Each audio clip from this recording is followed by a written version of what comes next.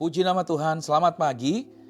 Saya percaya firman Tuhan pagi hari ini akan memberikan ketajaman Anda di dalam beraktivitas. Judul hari ini adalah tentang kurang pengetahuan. Terambil dalam Amsal 1 pada ayat yang kelima. Baiklah orang bijak mendengar dan menambah ilmu, dan baiklah orang yang berpengertian memperoleh bahan pertimbangan. Saudara, kita ini beruntung hidup di zaman seperti ini, di mana informasi dan pengetahuan bisa didapat dengan begitu mudahnya. Buku-buku, khotbah pengajaran, dan pelajaran seminar, semuanya dapat diakses melalui media internet. Fasilitas ini sudah seharusnya kita gunakan untuk menambah ilmu, menambah wawasan, sehingga kita bisa menambah kapasitas kita. Kalau kita melihat di dalam Hosea pada pasal 4 pada ayat yang ke-6, di sana dikatakan, umatku binasa karena tidak mengenal Allah.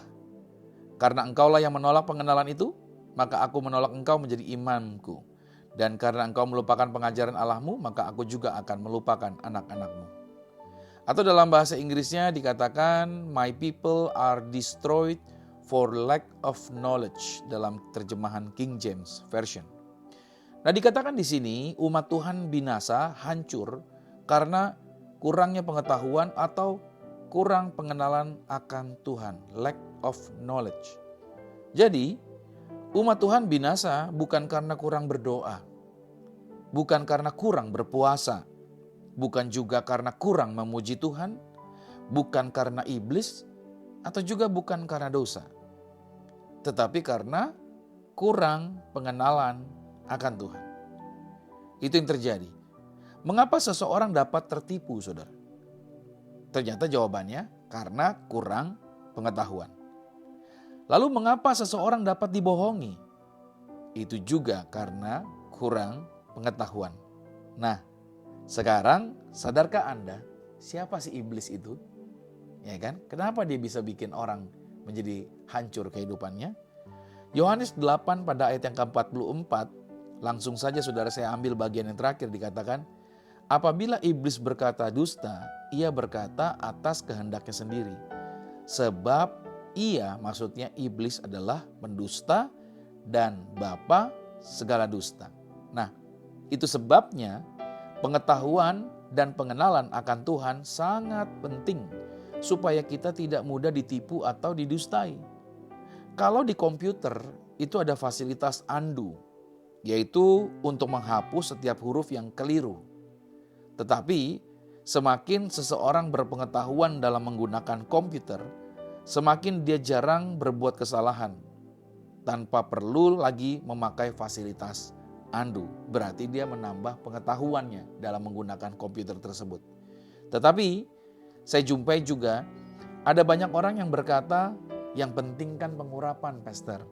Sesuai dengan Yesaya 10 ayat 27. Ya, betul. Memang pengurapan sangat penting.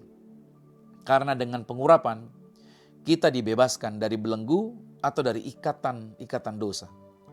Tetapi saudara, untuk dapat tinggal bebas dan merdeka seterusnya atau selamanya setelah dilepaskan, maka di sini kita butuh yang namanya pengetahuan.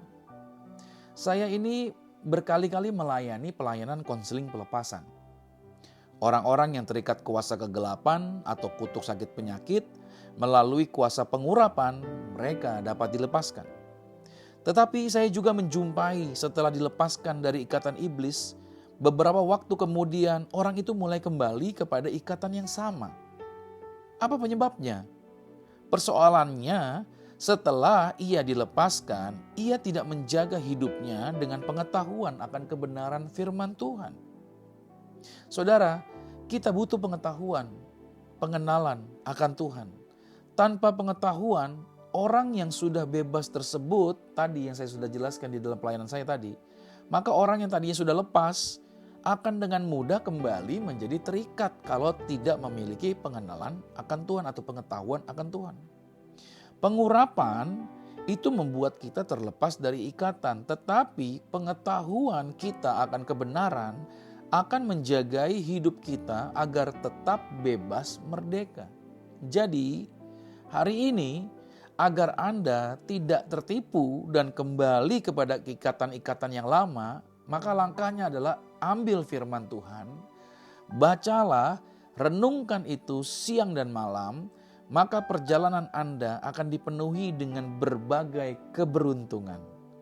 Saudara yang kasih Tuhan, ingatlah, orang bijak selalu akan mendengar dan berusaha menambah pengetahuannya akan firman Tuhan. Nah, selamat menjalani kehidupan dalam kemenangan bersama dengan Tuhan Yesus, bersama dengan kebenaran yang saudara pegang. Tuhan Yesus Kristus memberkati. Shalom.